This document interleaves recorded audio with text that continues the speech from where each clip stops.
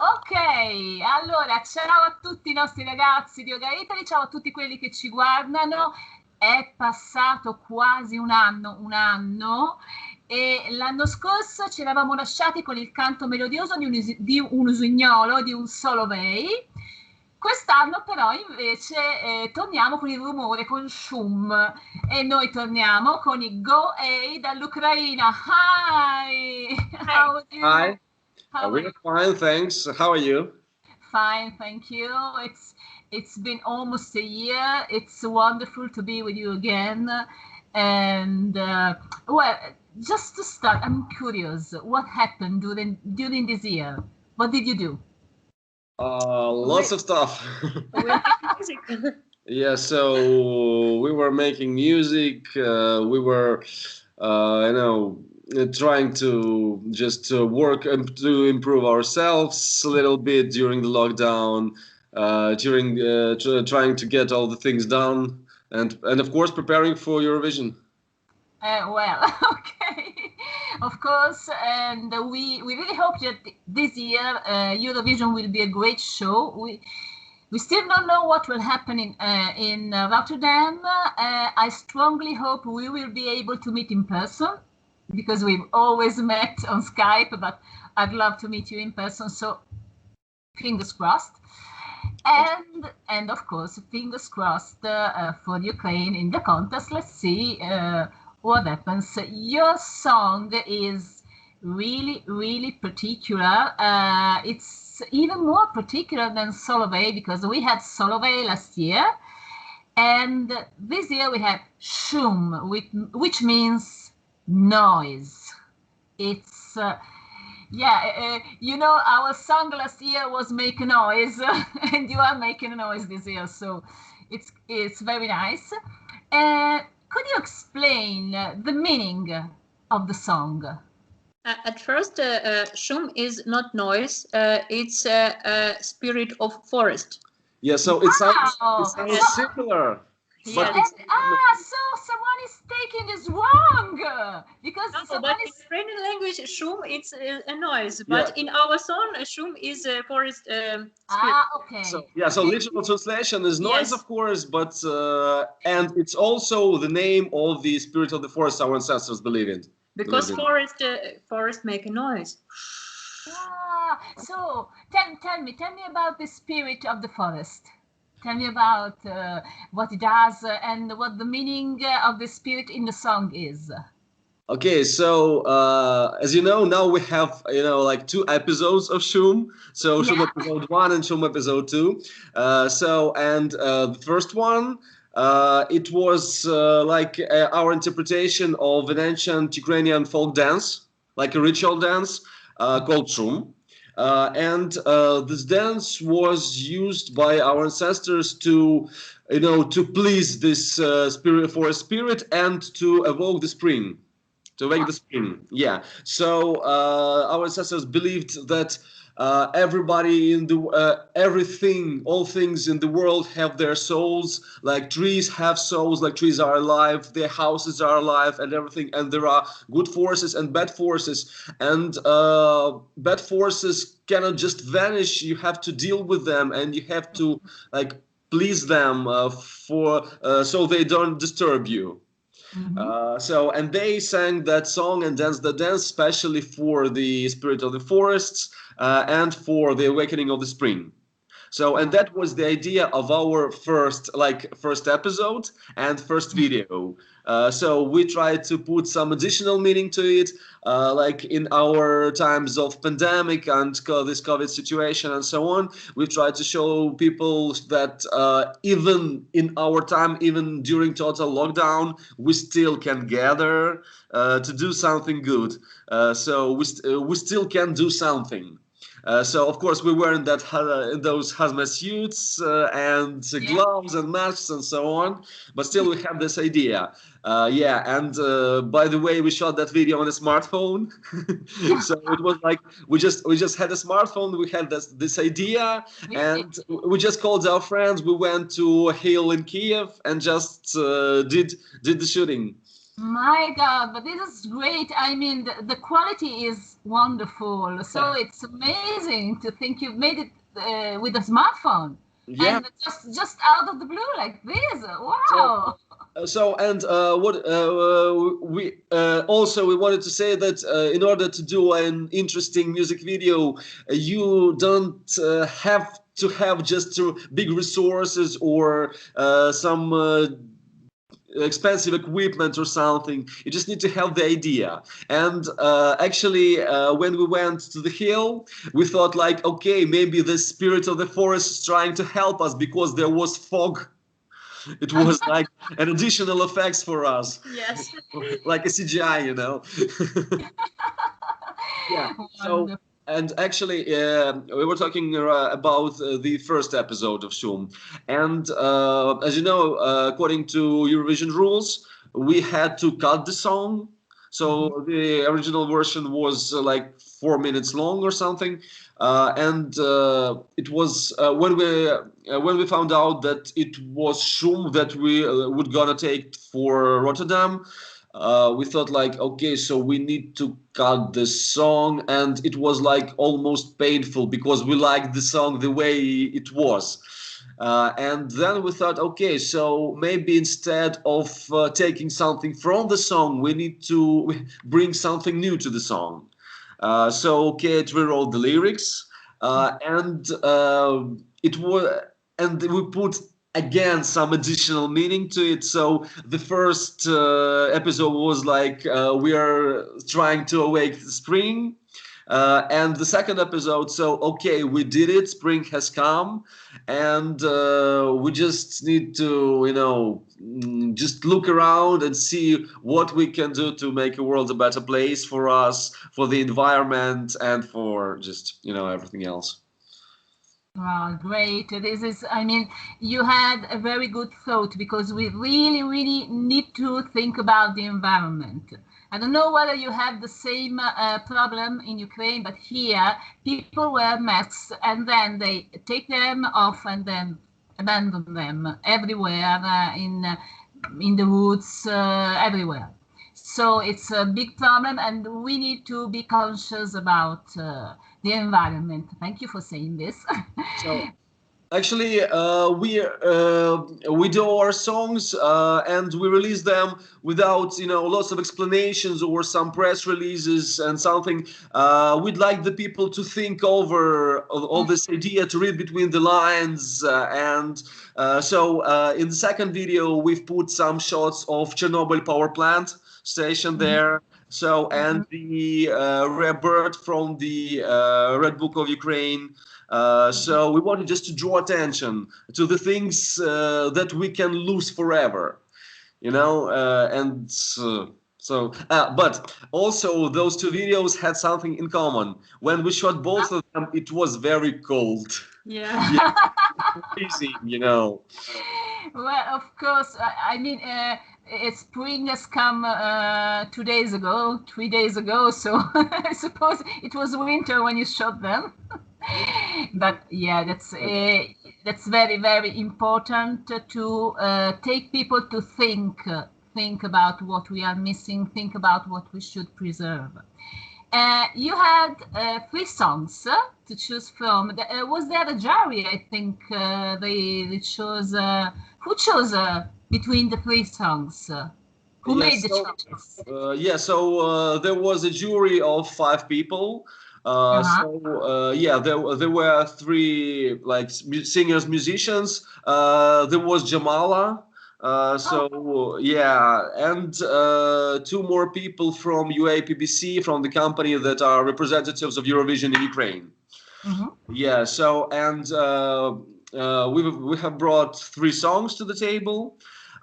Actually, we didn't think that we should put the Shum, the song Shum there. So this song wasn't. When we were writing the song, we didn't think of it like the song for Eurovision. actually. So we wrote this song in summer, and we thought like, okay, maybe the pandemic and the lockdown will end soon, and we'll have some concerts, you know. And we wanted to do a song especially for our concert. So Shum is a folk dance, so we wanted to perform that dance when playing live on stage with all the people. So that was our idea at first. But then we released Shum like just an ordinary single and the music video, and then our fans just liked it so much, liked it very much, and they said that don't even think not to bring this song to the jury. Yeah. You have wonderful friends. Because I agree, because I think there should be no Eurovision song. I think every artist should bring anything he feels will say something to the public. Right, absolutely right. So I suppose it was the right choice, or well, okay. Did you think that any of the other two songs would be better, or are you happy like this? We like them all. So we wrote a bunch of them, of course, but we presented 3 of them to the jury, including Shum. But actually, I don't think we had any expectations. So they were like almost similar for us. I mean, we loved all of them, all those songs. It was a little bit of surprise when we found out that it was Shum that was chosen, but still we think that it was a good choice. Great. You know that yesterday it was April Fool's Day, and everyone on Facebook was releasing fake news about Eurovision singers and everything like that. And there was one fake news saying, "Go Away will translate their song into English." And I said, no way. Please tell me that I am right. Maybe someday, you know, in a century or two, but not right now. Not right now. I love you, because I think it's really, really important to bring your language and your culture into Eurovision. This is something I really love about you. Thank you very much. Okay, so let's keep our fingers crossed for Rotterdam. I mean, what do you think? There still are some possibilities. Do you think that in the end you will be able to perform on stage? Because you know that Plan D means that everyone is put on live on tape, and all the show is recorded. But do you think, how do you see the situation? Do you think that in the end the singers will perform live? Do you see this? Of course, we hope for the better. Of course, everybody. Yeah, but things are changing every day. Who knows what we'll see tomorrow? You know, you'll never know. So we're just waiting, and I think we'll wait and see what happens. Mm-hmm. And well, I think I would love the public to be there. Let's see. And have you ever? I mean, it could happen for you to sing in an empty arena without public. Have you ever had such an experience? And what do you think it will be like if this happens? Well, actually, 2 weeks ago, I think, we were participating in the documentary films festival. So we were the opening act. And and it was like on this at the start of a new wave of lockdown in Ukraine.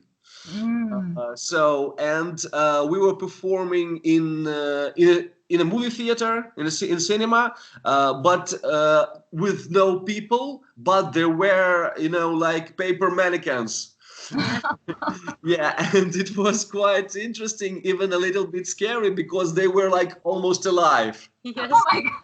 Yeah. So, and it was like no lights, very dark, and those faces. My God, that's incredible. Well, So,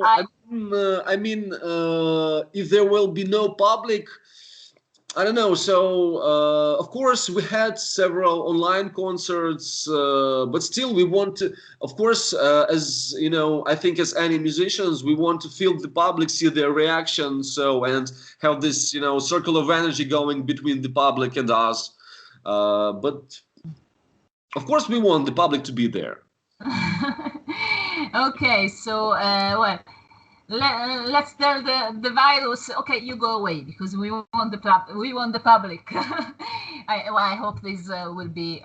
I hope this situation will be over soon.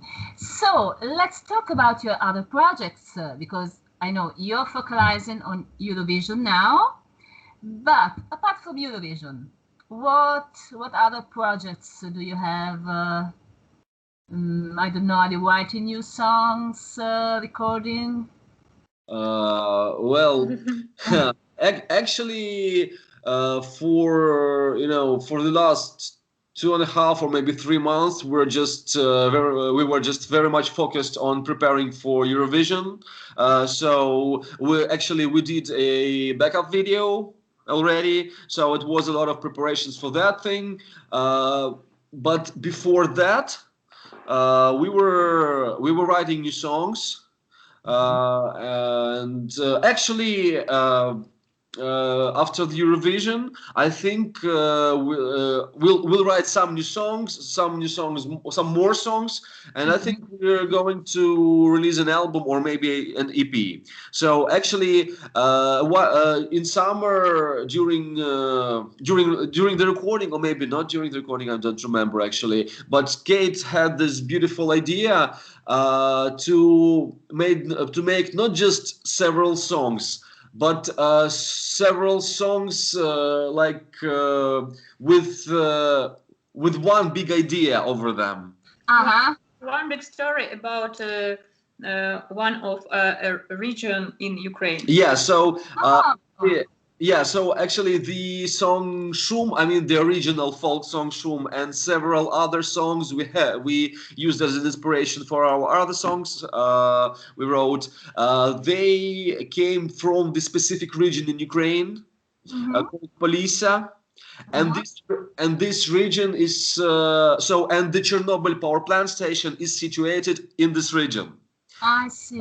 Yeah. So and actually, as far as we know, and as far as everybody knows, what we know about Chernobyl, we know the all this thing about the power plant, and the radiation and so on. But what most people don't know about a big part of Ukrainian culture that is like vanishing due to Chernobyl.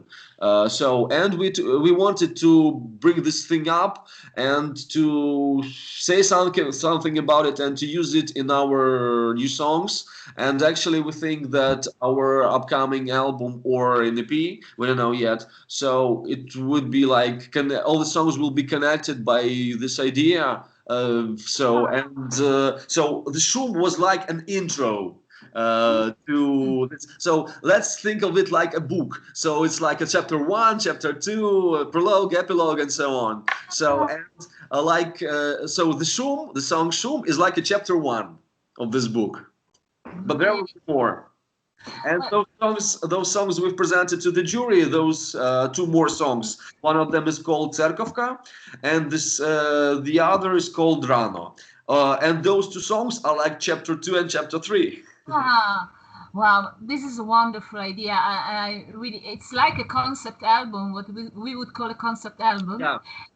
Wow, Kate, you had a great idea, really. I'm really interested in this project. Let me know when it's ready, because I think that such a story should be told. A story like this, of this part of Ukraine, of Ukrainian culture, which is disappearing, should be told, and everybody should know it. So we want to know when it's ready. please. Okay, we'll tell you. But you know, we don't think like so we don't have an exact date when it will be released. We stick to our feelings. So Yes. when we'll feel that it needs to be released, will do it. Great, and we will be there, and we will listen to it, and we will make our thoughts about it, because it's. I think it's very important. It's a very important project. Thank you for doing this. Okay, so let's go back to Eurovision. Have you heard any songs from the other countries yet?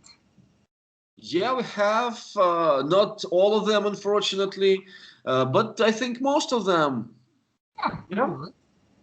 Yeah, so of course we have our favorites.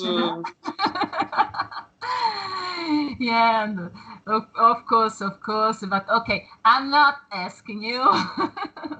I'm not asking you, okay. And tell me.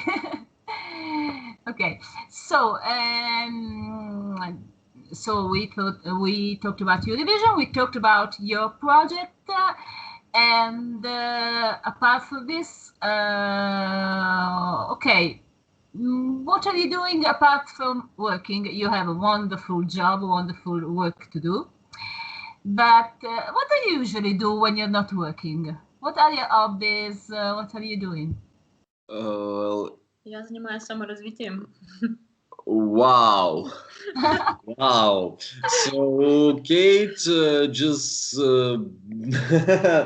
she's like involved in, self-improvement. Wow. Yeah. Well, actually, I don't know what I can say from my part, because I don't remember when I wasn't working. Yeah, but I think, well, so I think you know that besides our band Go Away, we have like our everyday jobs. So they are all connected to music in some way. Yeah, but still sometimes we have a little bit of spare time, like a tiny bit. So Kate self improves her, Every day. It's self improving her every day. So well, I like to spend time with my family. So I have a 3-year-old daughter. And I know she needs a father right now, and I'm trying to be with her all the spare time I have.